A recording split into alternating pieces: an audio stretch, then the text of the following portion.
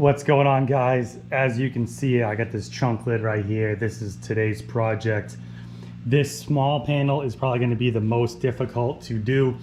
This had the most damage on it. It looked like someone has backed into it before and really crunched it up. It was all dented all in here. There was a couple big buckles on either side up in there.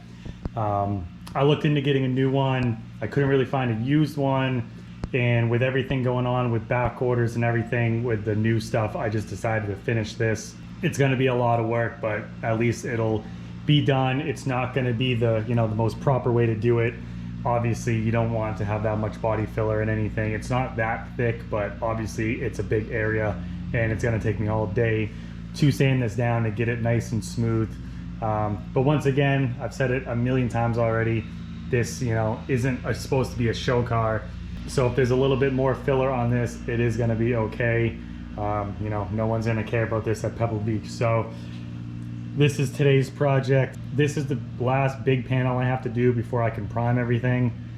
I might have some small pieces to sand down, but that's the last big piece. I got these fenders in here. Those are ready for primer. The other fenders are ready for primer.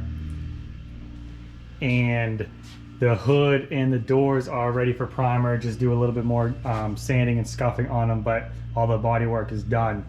So this is the last piece to do, and then we will get this done and hopefully get things primed up in the next couple weeks.